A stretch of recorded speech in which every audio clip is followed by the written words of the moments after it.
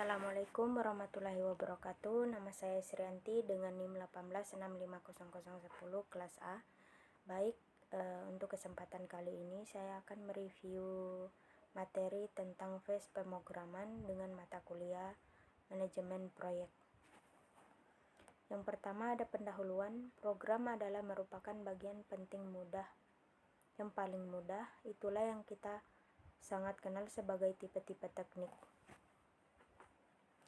Pada kenyataan sebagai manajer proyek, Anda mungkin menemukan cara sendiri untuk mengendalikan staf Anda dari memulai program yang terlalu cepat. Selalu ada tekanan yang melakukan selalu dengan benar, tidak hanya dari tim proyek tetapi dari manajemen tingkat tinggi. Aktivitas-aktivitas pada phase ini adalah menulis program. Kejadian pentingnya adalah menguji program, rencana tes sistem, dan paling tidak memulai pada dokumentasi user. Kemudian ada B, daftar pemeriksaan pemrograman atau dengan disingkat dengan pre-programming checklist. Sebelum Anda memulai program, jawablah pertanyaan berikut. Apakah pemeriksaan desain memerlukan pengerjaan kembali? Apakah sumber daya yang direncanakan dan program masih tersedia? Apakah orang-orang ini setelah dilatih? Apakah lingkungan pemrograman cukup baik? Kemudian langkah pemrograman. Langkah yang pertama rencana penggabungan. Yang kedua ada mendesain modul. Yang ketiga telusuri desain modul. Yang keempat rencana bagaimana menguji modul. Yang kelima kode setiap modul. Yang keenam menguji modul. Yang ketujuh menguji level terendah dari integrasi. Yang kedelapan menyimpan semua hasil pengujian. Yang kesembilan memulai dokumentasi user. Kemudian dokumen-dokumen berikut mungkin harus ditulis. Tuntunan pemakai user.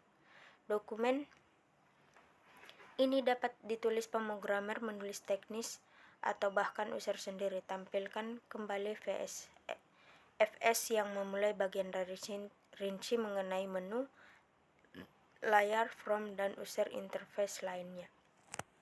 User guide yang baik adalah terbagi dalam bagian-bagian yang menunjukkan tingkat user yang berbeda-beda.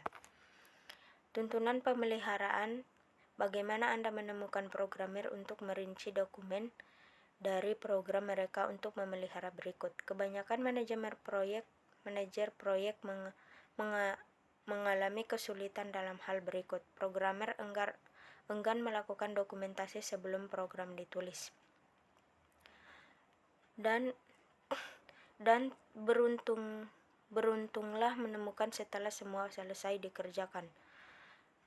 Programmer berpikir bahwa pemeliharaan memerlukan penjelasan secara rinci dari logika pemrograman.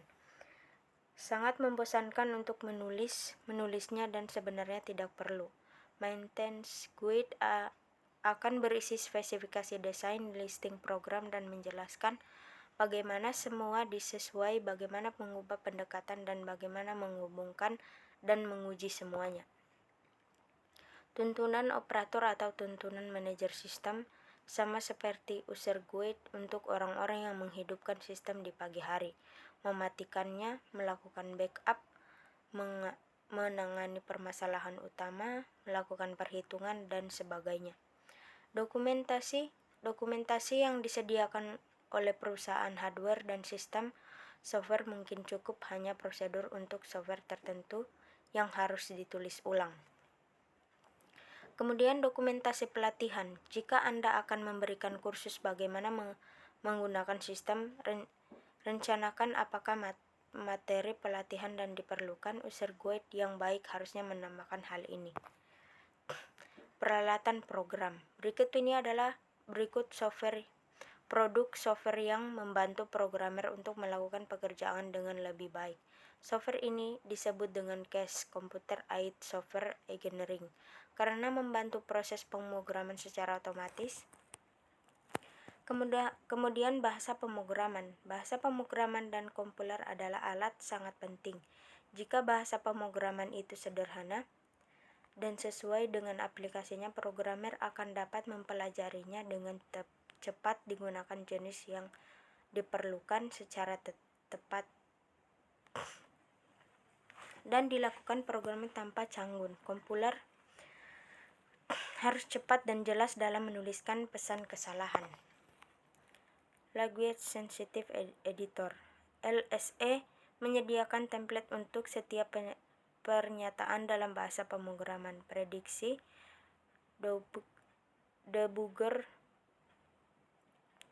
membantu pemeriksaan dan memperbaiki kesalahan pemrograman, dapat memperhatikan program, menelusuri kesalahan, dan memeriksa kesalahan berikut. Debugger yang baik dapat menyesuaikan dengan menampilkan variabel pada titik setiap pada mengeksekusikan bagaimana spesifikasi dari program.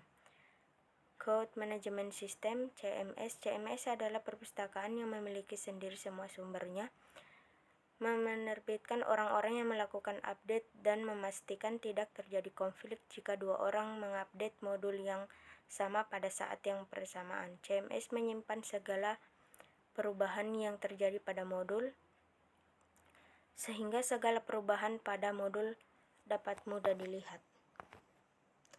Modul Management System digunakan untuk proses komplit dan link secara otomatis dan membangun sebuah sistem. MMS hanya dapat membangun sebuah kembali, semua komponen tersebut diubah segala membangun, dan terakhir, MMS dapat digunakan untuk menjalankan secara otomatis sekumpul pengujian modul. Test Manager (TM) digunakan untuk menguji sebuah modul secara otomatis. Untuk menggunakan TM, Anda harus mendefinisikan seringkali pengujian terhadap modul. TM akan menjalankan pengujian dan memberitahukan programmer jika hasilnya berbeda dengan yang diharapkan. Hak cipta. Subjek dari hak cipta software adalah tetap pada pengadilan, tetapi terdapat peraturan pemerintah yang tidak hanya perubahan dengan software yang memiliki hak cipta, tetapi juga terkenang dengan hal-hal yang berhubungan dengan software, apapun tujuan dari artinya. Terima kasih. Hanya itu yang dapat saya sampaikan dari materi yang saya review.